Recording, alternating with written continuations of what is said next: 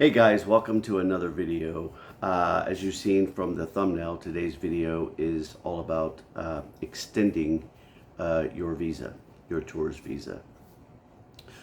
So let's talk about tourist visas. If you see me looking down, it's because I'm got some notes here. I want to make sure I give pretty good information for you guys. So here in the Philippines, I know every country is a little bit different. Here in the Philippines, you get most countries, I'll put up on the screen which countries get a 30-day visa upon arrival. Means you just enter the Philippines. Immigration may ask you, more than likely will ask you, what's your purpose of visit, vacation, right?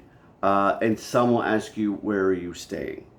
You just tell them whatever hotel or Airbnb that you get. Some might even ask you for an address, so it's good to screenshot the address of the hotel, Airbnb, or whatnot, just in case. But other than that, it's pretty painless to come in. You get your 30 days on arrival. So let's talk about tourist visas. It all really depends upon what's your reasoning. If you really are here on vacation, this won't matter a whole lot, other than if you're having a great time and you just want to extend. If you're here for extended to live, right? Maybe you have met a Filipina, or you hoping to meet a Filipina, coming over here to, better yourself, live in utopia, find your happy place, which for most of us that live here, we have.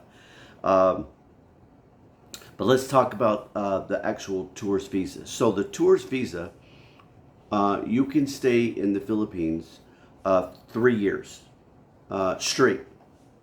You just have to continuously do your visa. So the process is, you'll get your visa on arrival, 30 days, and then you'll need to go extend 29 days.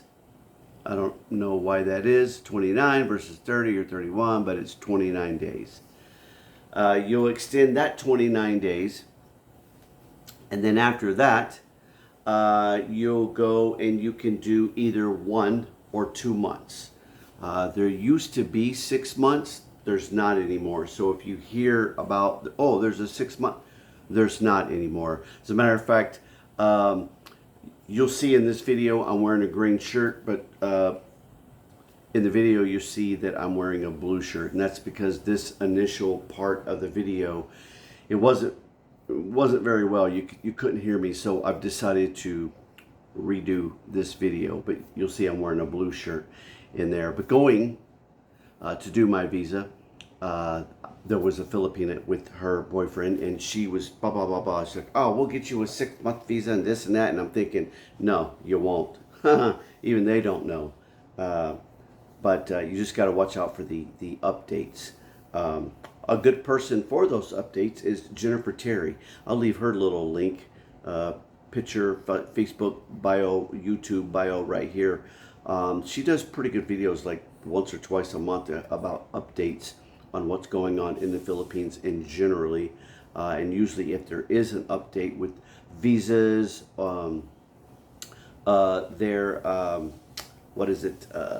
the protocol that you have to fill out upon arrival. I'll put it on the screen. It's drawing a blank right now, but I'll put it up on the screen. It's the same thing you had to fill out in Philippines and Thailand and Vietnam and anywhere. But you got to fill that out every time that you enter. But anyway, there is no more 6-month visa. So it's 1 month or 2 months. But you could just go extend every 2 months for up to 3 years. At which time, if you were here straight for 3 years, you would just need to leave the country. So book a ticket to Bangkok or somewhere, and go hang out somewhere for the weekend and then fly back in and you start all over. That's another quick tip point. Every time that you do leave the Philippines, your entry date will start over. And that can be a good thing. I remember upon arrival for me, I didn't leave for like 2.5 years. So yeah, I had my ACR card, my driver's license, my bank account, I had everything. And then I thought, oh my gosh, I'm leaving. What? I got to do all this stuff over? No, no. There is no change. If you already have your ACR card, which you'll get upon the first 2 months the third time that you go to do your extension, and you'll have to pay for that. Then once you have that, you can get your driver's license, and once you have that and a lease somewhere, you can then go get a bank account. And yes, you can get a bank account on a tourist visa. But every time that you leave, just the process, your entry date starts over. And again, that's not a bad thing. I keep all my visa paperwork in here, in this big folder, and then I keep my updated visa in here, which is all you get really is a letter, right? They're just looking up to make sure that you're not wanted somewhere, right, on the blacklist. And so what you'll get, you won't get another stamp in your passport. The initial stamp in your passport will stay, and then they'll just type up a letter that basically says you, whoever you are not on the Philippines or any other governments, mainly the Philippines blacklist. And then you'll get the receipt with a date stamped for your next time that you need to go do your visa. When you do leave the country, if you're going on vacation yourself or taking your new Philippine girlfriend or wife and going somewhere to travel, every time you come back in, that's when they'll restamp your visa with a new entry stamp. I keep all my visas mainly because you never know. I know if you get married, all the paperwork that you have to get married, and even who knows, buying a car or whatnot. A lot of times they'll ask you for not only your very first, like what your entry date is, and they'll want to see your passport, but sometimes they'll ask to see all of them, like all of them.